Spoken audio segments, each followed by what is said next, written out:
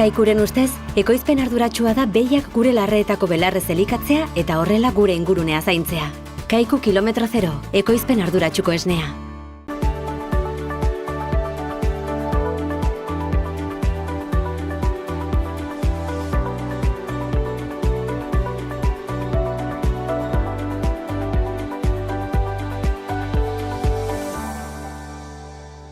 Ongi etorri Ur eta Lur beste saio bateak, gaurko hontan Mikel Altzuartekin Eonen Gaberak arraultze ekologikoak ekoizten ditu eta pixko bat egoera hortaz hitz egin hau eta ondoren Oier Usanditzagakin albaikideko albaiteroakin hitz egin du EHE eta mingain urdinen gaitzei buruz.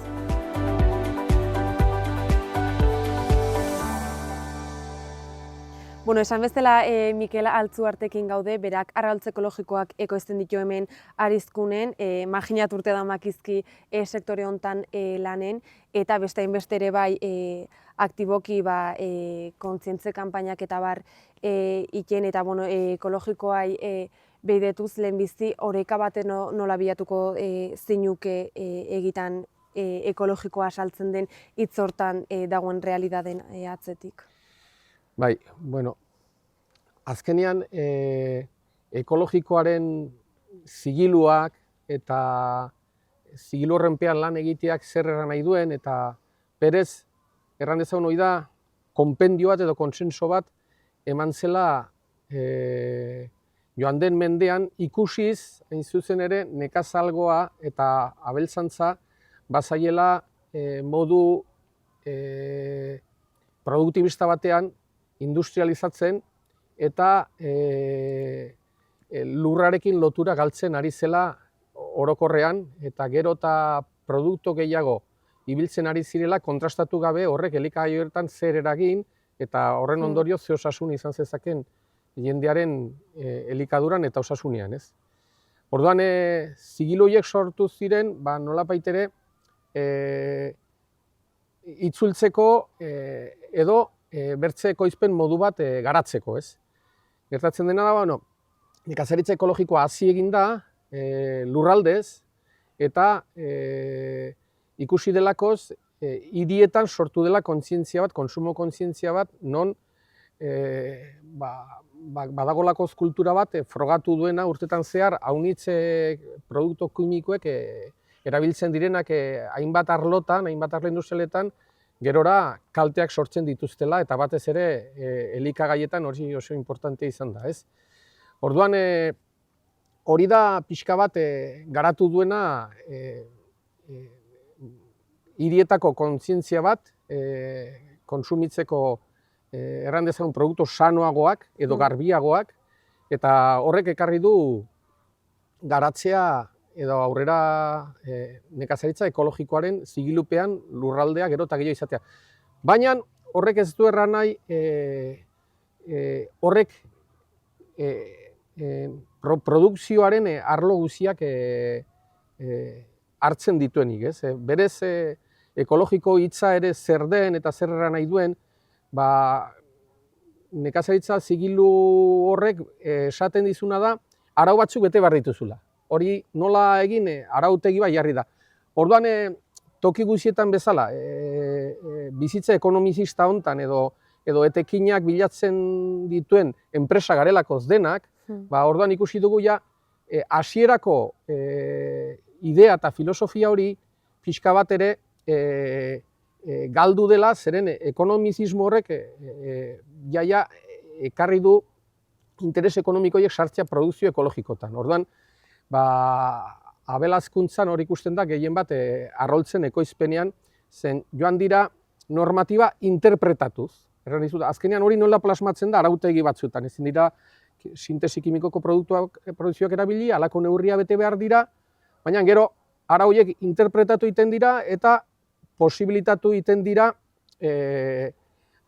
hain ekologikoak ez diren ustiategiak edo abeltzantzak, ez? Eta hor gainera badago zigilatzeko modu publiko bat edo modu pribatu bat. Orduan, naiz eta normatiba europearra dagoen, gero komunitate bakotxak edo autonomia bakotxak ematen aldu bere zigilua edo batzuk bilatzen dute zigilu pribatu, ez? Kasu honetan, Nafarroan zepaen dugu eta arek ematen digu zigilu hori. zer pasatzen da, interpretazio horren ondorioz, eta interes ekonomikoien ondorioz, eta hori zailago zaio kontsumitzaileari bere iztea zen azkenean, kontsumitzaile ekologikoa badagoena da, bilatzen duena zigilutxo hori, eta zigilutxo horrekin ja ikusten du, hau ekologikoa da, eta Nafarroan hain zuzen ere, apostu egin genuen, ni hasi nintzen arroltzen ekoizpenean, eta ni bezala posibilitatea zegoela ekoizle gehiago untara dedikatzeko, ez? Eta orduan 2012ko krisi horretan, posibilitate aukera bezala, baserri haunitzetan, lur haunitzik gabe, zegoen arroltzeko izpenean hastea, bazelakoz eskari bat, ez? Eta horregatik gaude Nafarroan kuadrillaska bat. Bertze herrialdetan ez daude hainbeste, ez? Eta Gipuzkoan ere badira batzuk, eta baina bertze tokietan, Kastillan eta Katalunian ja indira eustiategi handiak, ez? Edo Galizian edo ja dira eustiategi handiak. Eta hori da pixka bat guri dagokigunean, ez? Gero ikusi behar dugu, ja behin norbaite dedikatu nahi balin badu nekazaritzara eta abeltzantzara, abeltzantza ja komplikatu egin dute, hain zuzena ere, badagolakoz gainetik, ez, Europatik edo interes batzuk, non erabat komplikatu egin dituzte sanidade aldetikan, ez? Orduan, gaur egun, lehen hitz egin du asko honetaz, ez? Jarri dituzte arau zentzugabeko batzuk, edo osasun aldetik, non erraten duten hain zuzen ere, guk gure ustiategitan, gure abeltzantzan, dugula arrisku gehien, jendeak kutsatzeko, ez? Edo abereak kutsatzeko eta eritzeko, ez? Eta hor dago, hegazti gripea, iparraldean ezin dituzte hegaztiak atera, gu sasoi batzuetan ere debekatu dituzte hegaztiak ateratzera, orduan, badago sanidade ikuspegi hori mundu mailan dagoena, medikuntzan dagoena eta gainditu beharrekoa, eta hori ezin dugu gainditu, zeren badago munduko osasun erakunde bat, inposizioz, osasun arlo guzien gainean dauden. Zergatik da hori? Biologia sintetikoa garatu nahi dutelako, ez? Eman nahi duten urrengo urratsa da, oiloi gabeko arraultzak, esnerik gabeko, behi gabeko esnea, eta abererik gabeko haragia. Eta horretarako dago, etengabeko emergentzia klimatikoan eta abereak emetan behiek kutsatzen dutela adibidez, edo arriskutsua dela, abere biologiko naturalen zeren izaten aldituzten mikroorganismoak, eta guk egingo dizkizuegu mikroorganismoz garbi dauden produktu. Eta hitz egiten da. Hitz egiten da mundu hortan de huevos libres de patógenos, esate dute, ez? Horrelako gauzak. Dena da, hartu duten bide bat, botereak hartu duen bide bat, elikadura kontrolatzeko era bat. Horren dago, borroka hori, ez? Alde batetik, ekoizle gutxi gelditzen gara eta mehatxupean. Eta gainera ez bazaude sartua grupo handi batean, babestuko zaituen grupo handi batean, haien albaiterok esaten dutenera ez baduzu men egiten, zaude hor beti kontuz, adibidez, azkeneko bisitan albaiterok esan zidan, hemen ezin zen inor sartu. Eta jarri zidan prohibido el paso jartzeko, bueno, ni jarriko dut prohibido el paso a los veterinarios del gobierno de Navarra, que no vengan a ayudarme, eso nahi dut. Horrela dago gauza, orduan, realidade horretan, borroka bat dugu, baina nola dugu guk arrazoia, irabazi behar dugu. Orduan ez diegu beldurrik, ez albaiteruei, ez Nafarroko gobernuei, ez munduko osasun erakundeari. Zeren guk arrazoia dugu, eta egia dugu, eta horrekin joan zaitezke edonora. Eta zuk egi hortan zer egiten dozo horren aurren, edo badakiu inguru giroa nahi dozola babestu, badakiu animalik nahi dituzola babestu, eta batez ere nahi dozola gure sektore honek bizirautea. Bueno, ekologismoan badago ulermen desegokia. Sortu zen ekologismo konservazionista industrializazioari aurre egiteko. Eta orden eran industria modu bizi batek kontaminatzen du, eta ekologia erran genuen zela naturan zegoen gauza bat, eta gizakiak ginela beste gauza bat. Eta hori da ikuspegi okerra. Ezagutza zaharrak, modernidadiak ezabatu duena, esaten du zu zarela parte, naturalizaren parte, eta naturaliza zure parte dela. Zu daukazu zure baitan, ura, haizea, sua. Zu daukazu zure baitan lurra. Zu duzu, zure gorputza mineralez betea dago, hori da lurra. Zure gorputza du nerviosistema bat, hori da zuhaitza, reino vegetal. Eta beste bat dugu animalen erreinua ere. Guk animalen mugitzen gara, guk dugu kolesterola, molekula txarra bezala esaten du, baina hori da molekula bat desberdintzen gaintuena landaretatik. Orduan, gu ez gara naturaz aparteko zerbait, gu ez gara zuhaitzetaz aparteko zerbait, gu gara zuhaitza, gu gara harria, gu gara belarra. Horren, egiazko ekologismoa da zu zara parte denarena, ona eta txarrarena. Ez? Eta ikuspegi hori pixka bat berreskuratzen dugunean, denok egingo ditugu gauzak logika handiagoz eta jendarte bat arrazionalagoa bihurtuko dugu. Zen orainkoa, erabat dominiozko jerarkia bat. Gainetik esaten dizute zer egin, eta gero, etzaienean gustatzen ematen dizute eburra. Ez? Eta bitarte horretan, mugitzen garen, ari horretan mugitzen garen bitartean, ez dugu garapen egokirik izango, ez. Azken finen, arautegi hoi interesen araberakoa da, eta zuk esan zuen bezala, botere hegemoniko batetik heldu dena, eta ikusten da egitan praktikoki ez dola zentzuik. Orain adibidez, enpeinatu dire, normatiba horrek metrika bat ezartzen du, honen beste metro, eta metroak jarri zituzten, eta izan zen zerbait esaten dena arbitrarioa. Ez zen oinarritua. Hegazti hauek denak aterako dira, talde txikia balin badira, eta ohituratzen balin badira ateratzera. Ja, oilategi handiak ekologikoan diren handi horiek, normatiba alperrik da, zeren ez dituzte ohituratzen oiloak kanpora ateratzera, eta ez da erresa kudeatzeko hori. Orduan, normatiba bat zer bihurtzen du? Burokrazia bat sortzen da, ez? Kontutan hartu behar da, alde batetik, zuk egin behar duzu hasierako lana batez ere, zure produktu ezagutarazteko, saltzeko, eta bar, berez lan bat ekartzen du horrek. Baina gero, atenditu behar balin baduzu, salud publikakoak, sanidadekoak, etortzen zaizkitzula beren kontuekin. Atenditu behar baduzu ganaderiatik, heldu zaizkitzula beren kontuekin. Eta atenditu behar balin baduzu, nekazaritza ekologikoko kontrolak, eta denak etortzen zaizkitzu mehatxuka. Denek mehatxuka. Hau horrela ez, hau ezin da, kontuz honekin, kontuz bestearekin. Hau ez duzu betetzen, hau ez duzu ongi egiten, honek ez du kuadratzen, honek ez du kuadratzen. Eta gero, erten duet, todos estamos por el sector. Gainera izan da el kolmo, zeren hemen atraz izkiguten garai batean argazki batzuk, eta esan zuten, nahi dugu ekoizle ekologikoen argazki esto bat izan. Eta horrein, zepaeneko egutegian agertzen naiz ni urtarrileko argazkian. Hor landare batzun artean erdi surrealista, ez dakit, Adan edo Eva edo zer ematen duten, horra agertzen ez dit, esaten du. Alde batetik etortzen zarete, hau ez duzu betetzen, hau horrela egin behar du, eta gainetik heldu da dena, Europatik. Eta gaur egun zer dago derrigortua digitalizazioa, ez? Eta orden sortutu zen Next Generation Funds batzuk, beraiek nahi duten, garatu nahi duten jendarte hori garatzeko bestela, eta hortan sartua dira gobernuak, eta hortan enpresa guztiak, autonomo guztiak, hortan sartu nahi gaituzte, ez? Eta digitalizazio hori nik eskatuko dizu zer behar duan edo zer ez behar duan. Baina inposatze hori, gainetik heldu den hori ez da zuzena eta ez da egokia.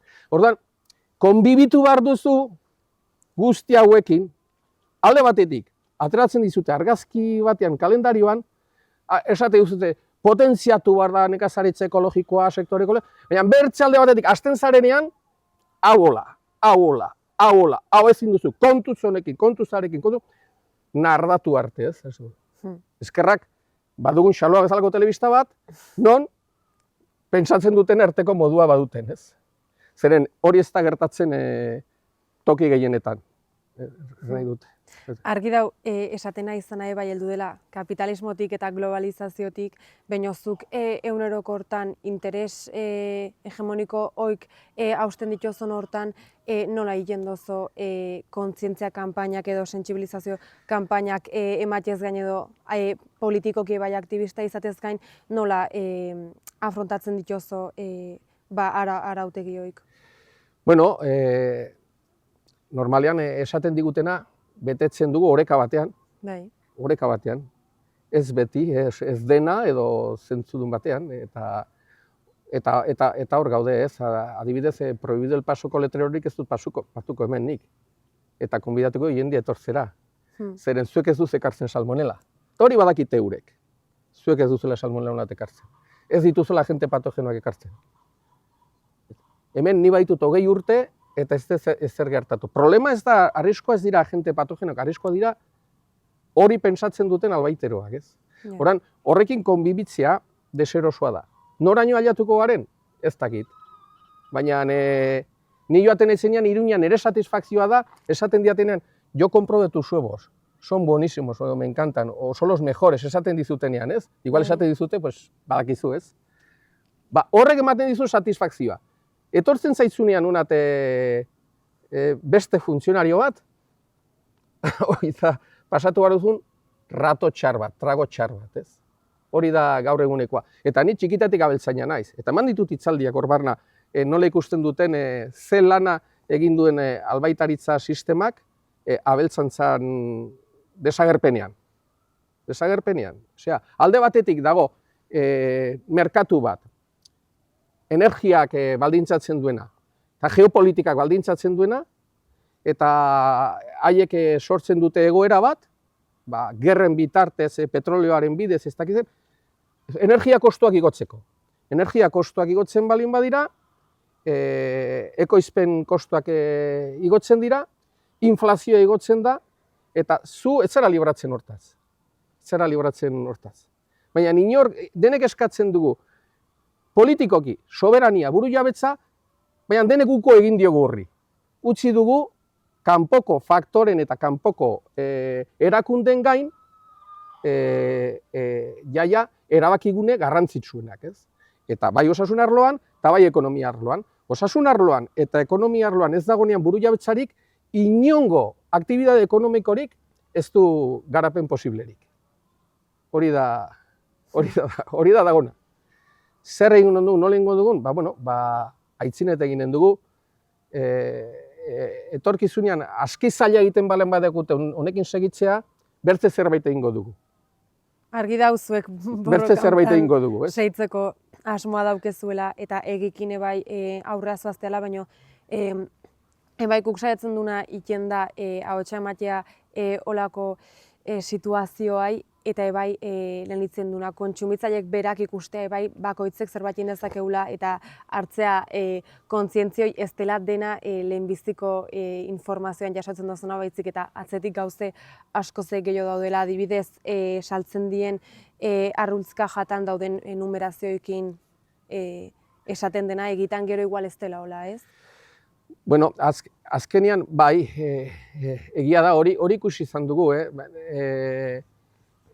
Bueno, 28.000 oiloko granja bateak, kateko oiloiek, seguro denak ez direla kanpora ateratzen, ez?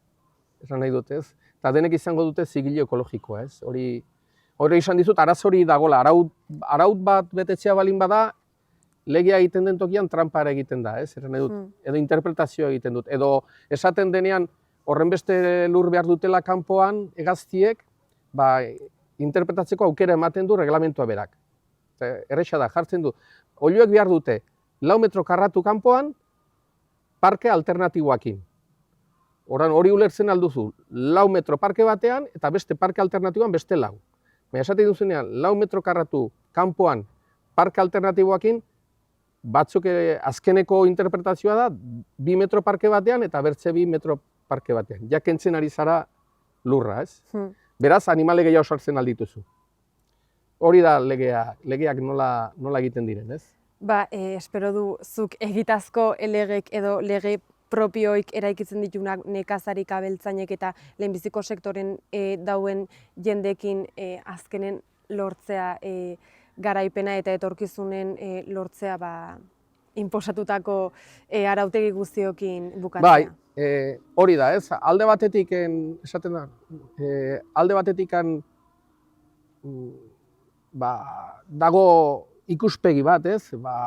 Marketing bat eta honen alde egin behar da, hau da etorkizuneko baina hori falsua da, ez balin bada beste aldetik zerbait aldatzen edo zerbait ez. Baina, karo, hori nago jendearen burmuinean, Bai. jendearen ezagutzan eta eta oso zaila da garai hauetan zerbait garatzea, zeren bizi gara interneten. Orduan, Harrapatu gaude. garai honetan. oso zaila da subnaturaleza horretan urratsak ematean, naturalezan urratsak emateko, ez? Orduan, ez da erresa zen tresneri handi bat badago gure bizitzetan sartua, eta ez da erresa jendeek elkarrekin zerbait egitea gaur egun, ez? Horregatik hori ikusten dugu, sare sozialak urruneko lagunak egin ditugu, eta hurbilean ez ditugu, ez? Maila guztietara edatzen balin badugu hori, zaila da komunitate bat egitea herri batean, naturaleza batean, edo toki batean, WhatsApp taldeak ditugunean edo komunikatzen bagara, harremantzen balin bagara, tresna horietik ja esklusiboki, ez?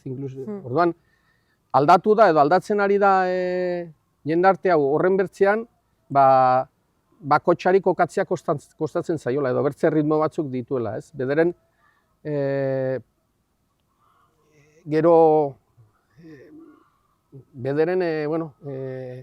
hemen txikitatik bizi garenak herrietan eta herriko bizitza zer izan den eta badakigunak, badugu igual puntu nostalgiko hori, ez?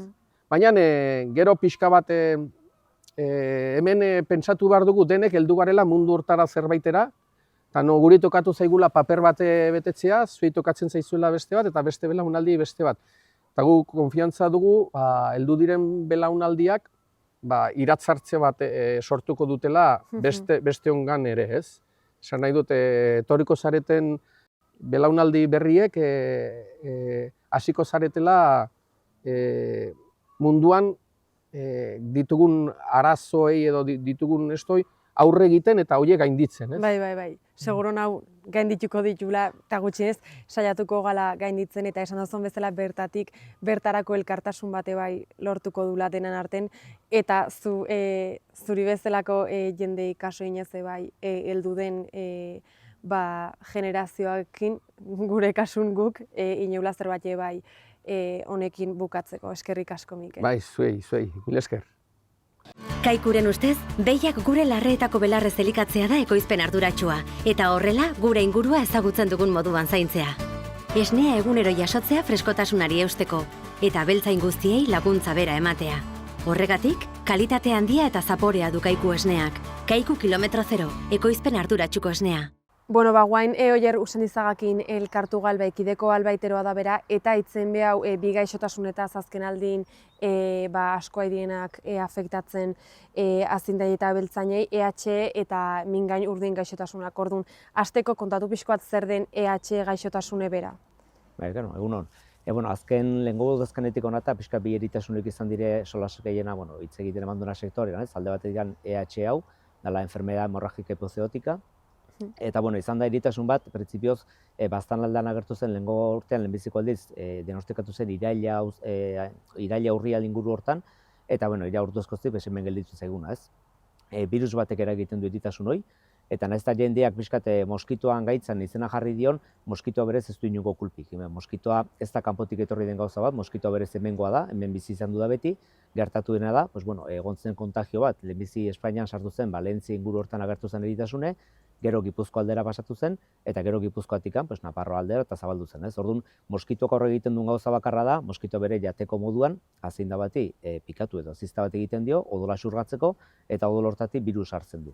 Gainartzen du birusa, eta gero juten dela beste azinda bati zizte egitera berezera alimentatzeko, egiten duena da birusa sartu animali horri. Orduan, moskitoan esagoeneko kulpa, der transmisorea izatea.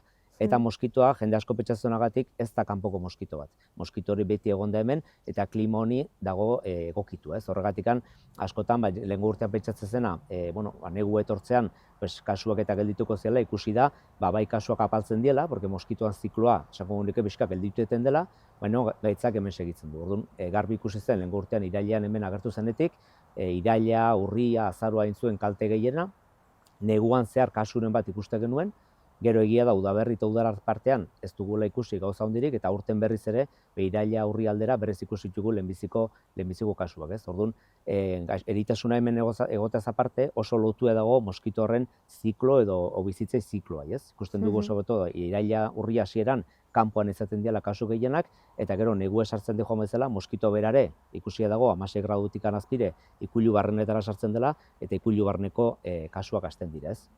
Eta sistema hoi moskitoana eragozteko edo zein dezakezue? Printzipioz, esango genuke, afeitatzen duen azien da, gure kasuan ardiek eta behia dire, gaitz hartzen dutenak, ardia printzipioz ez dago demostratu inongo sintoma klinikoak izaten duenik, baina egiten du reservorio ez dela, hau da, virusa barruen dauke, orduan, karo, berak egiten du nolaiteko virusan almazen babaliz bezala. Orduan, moskitoan, denetik ibiltzen den, moskitoak egin dezakena da, ardi bat izizte egin, hartzen du virusa, eta gero jun daiteke, adibidez, behi batena, ez? Eta behietan bai izan ditugula kasu larriagoak, ez? Sintoma kliniko oso nabariek, burua den azita, muturrak azita, entziak odoletan, behiak ezin jan, hilorrak, maingiek, egia da behietan kalte desentien duela bai lehengo urtean, eta aurten sintoma klinikoak ez dira horren evidenteak izan, baina hortik ibili da eritasuna. Ez dugu ikusi hainbeste esango genuke afekzio generala kanpotik nabarmentzekoak, baina ekoizpenai behin dizkiola ondorio esente, ez? Orduan, jende guztien galdera da, esan duzuna, ez? Zein genezake birus horren aurka, ez? Azkenean, virusan aurka berez ezin dugu ezer egin. Dagoen bakarra izango ziren txertoak. Lehengo urtean ja atera zuten txerto bat, pixka korrika eta presaka, baina, printzipioz ondo funtzionatzen duena, eta aurten ja, badire beste txerto bat, bi txerto, erabili daitezkenak eritasunan kontra, orain arte egia da ez dugula asko ibili, pixka korrika eta presaka atera zen txertu izan zen, eta egia esan guri ere ez zigun konfiantza sobera handik ematen, baina, probatu da, ematen du ondo funtzionatzen duela, eta gure ideia da, helduen urtean, apirila maiatzen guru hortan, egitea txertaketa ez da obligatorioa, ez da kanpaina izango, baina gu solastuko gara beltzenekin, rekomendatuz txertaketa egitea urrengo apirila maiatzean, gero brotea seguraski iraila urrian etortzen denako animaliek egoteko beraien defentsekin. Hortaz aparte, txertua virusan kontra izango litzake, eta bestea egin daiteke neurria da moskitoan kontra. Moskitoa hemengoa da, ez ditugu hemengo moskito guztiak enduko, erabili berdina da, repelenteak, ez? Azkenean, esplikatu bertzai jendeai, esan digute, ez? Ibili duten beste repelente, ibili duten beste zea, baina alare hartu dute berdin. Hartu dute, baina ez dute berdin hartzen. Ez da berdina adibidez behi bati 10 moskitok zizte egitea, edo 1000 o 1500 egitea. Azkenean sartzen zaion virus kantitatea ez da berdina, eta ez? Orduan, eragoztea euneko unean oso zaila da, baina bai egia da, transmitutzen den virus kantitatea, inkluso animalia beran larritasunare bajatu leikela. Orduan, prebentzioan aldetik da repelenteak, eta gero txertaketan aukera. Eta orduan animalin arteko desberdintasunek zein dira, adibidez, arraza arabera ikusteu badaudela desberdintasunek, baina bai arrazan beran adinen arabera ze desberdintasun mantentzen die, bai hartzen denetik biruse, bai tratatzen denetik. Azkenean, nik uste handikan badaudela lagun asko ez dakizkigunak oso ondo eritasuni buruz. Porque gu honek ikusten dugu, adibidez, araiko behietan desnekotan, sintomak nahiko ezberdinak izaten dira, araiko behietan gehiago ikustitugu hanketako sintomak, ez behiak ez dute ibili nahi, errenak edo mainguak egoten dire, eta sobretodo burue dagokionez lesio gehiago ikustitugu, Espainiak ondituek, entziak jateko garaian okarrago ibiltzen dire, esnekotan berriz mainguak agertzen dire, sintomak gehiago dire metabolismo aldetik, hau da, esnea jesten zaie, denbora aurretik iteute umea, horitza oso gutxi iteute. Orduan esango nuke aragitan igual manifestatzen dela gehiago, baina nik uste mina ekoizpenean berezeki esnekotan egiten duela. Gero, ikuilu batetik bestera ikusi ditugu diferentzia handia. Bai ikuilu batzuk egurra handi eman dienak, eta handikan 500 metrotako ikuilu batean, nezta kasuek izan, ikusi dugu, ez dela olako kasua. Orduan nik uste hor, hartzen dela bai, behien alimentaziona, behien hola den zainduek, badagon beste eritasun bat, hortaz aparte, igual erresten duena gaitzeo zabaltzea, hau biologian gauzak komplexoa dire, eta egidan gaizontan oraindik badaulera laguna batzuk bereziki sintoma eta bereien esango nuke patogenei buruz. Lekukoan arabera da orduan. Bai, lekukoan nik uste asko dela behien egoeran arabera. Azkenean, ikuilu guztietan behiek ez daude berdin, batzutan itxusuk gelditzen desate, baina esango nuke ez dut esan nahi batzutan hobeki gaizkiago zainduek, ezberdin zainduek esango dugu, eta kasu batzuetan gutxiago egiten du. Azkenean ikusi dugu, garbi ikusi dugu esneko behien kasuen, klimatizazio sistema bat duten ikuiluetan, eragina askoz txikoago izan da ez duten eta baino. Pentsatzen duten goda lotue, moskitoan zikloakin, zenbat moskito pikatzen dien behiei, bueno, hor badaude gauza batzuk, ikusiko duna laguntze dutela gehiago gutxi izatea. Bai, aurretik hartzen dien neurrioekin bai.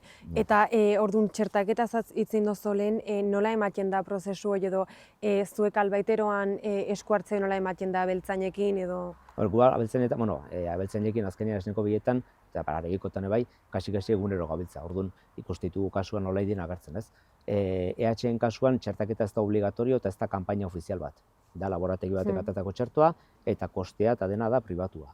Ez da inongo obligazioa txertatzeko, ez da deklaratzeko. Orduan, gu tekniko bezala, segun ze ikuiluan ze ikusten dugun, gomendatu genezake txertatu edo ez txertatu. Egin nahi duenak, txertoak azkenean dire, txertoa hila esaten zaiona da, azkenean egite dute virusa hiltze dute, eta txerto baten barran sartze dute, gero behiai, ardi jartzeko garaien, kasu honetan behiak esango nuke defentsa sortzen dituztela virus horren kontra. Gaur egun dauden bi txertoa bi adie de virus muerto, inbertzaile bakuna bat eman, eta handik hilabetera rekuerdokoa edo bigarren dosi bat pixkat antikuerpo maila igotzeko, eta bigarren txertoan atera dute berezitasuna da dela bakuna markatu bat. Hau da, gero zu txertatu eta handik denbora batera odolatatze duzu animali horri, berezia etxeke animali horrek antikorpoa sortu dituen edo bakunantzako edo eritasunandako. Lehenbizia eta zuten bakunakin ezin da. Behin txertatzen duzulaik animali guztia positiboa gelditzen dire, orduan ez dakizu behin ere edo bakuna den edo eritasuna den. Bigarren horrekin bai berezia etxekela eta hori egia bentaja badela. Prozesu luze hortan zer erronka aurkitu dituzuen? Erronka, ez ditu? Bai. Erronka ez, azkenean erronka da eritasun berria izan dela, eta beti zaude pixkat, aber nondikan tiratuko den, da gaina esan duzu bezala, badaude eritasun honen kasuan, esango nuke zulo batzuk, oraindik ez daudena deskribituek eraginekiko, adibidez badi animali batzuk, hemen adibidez mortalidadea oso txiki izan da, behi gutxi hil dire eritasun horrekin, baina bai gelditu da behiko darrila bat ikutua, ikutu esan nahi dut, ikustuzu behia jaten, sukarri gabe, baina ikustituzu beti flakatua daudela, ez daudela ongi, bereko ezpenak galduta daude, orduan hor bada zerbait, ukituek, organon bat edo gelditu dena ikutuek, momentuen ez gara aliagatzen esplikazioa tematera.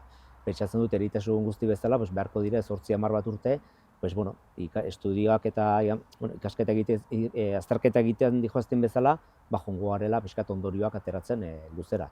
Momentuen, aigarena da pixkat olatuek gelditzen, eta gero jongo gara pentsatzut pixkat lana finago egiten. Baina aigarena da nolabait ere gelditu hazi, eta gero aurrerago, Bai.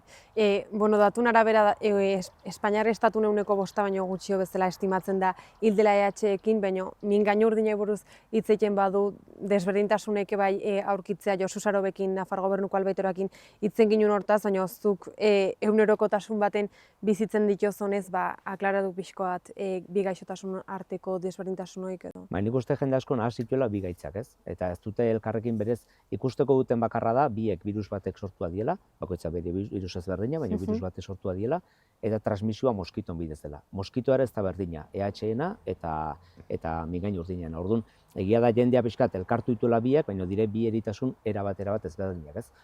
Mingain urdinean kasuan, pixka gelditzen da EH-enan kontrakoa, ez? Behiak egiten du reservorio bezala, edo almazen bezala, eta ardia da eritasuna sufritzen duena. Egia da urten, lehenbiziko aldiz ikusi dugu mortalidade desente ardietan. Beste urtetan izan delaik, ez dugu ikusi enbesteko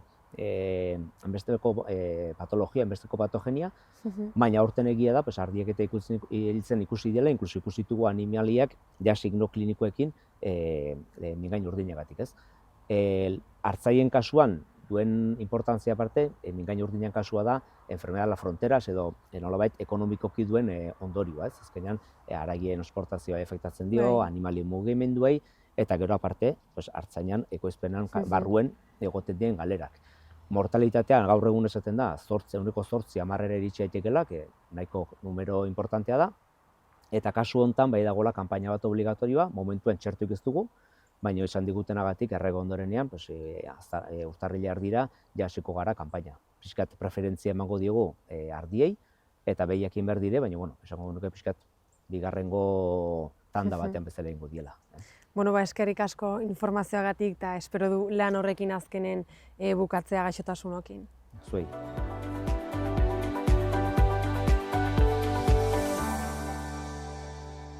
Hauxe izan da dena gure aldetik, hurrengo asten berri gehiokin etorriko ga eta gai berrikin, eta egu berri on.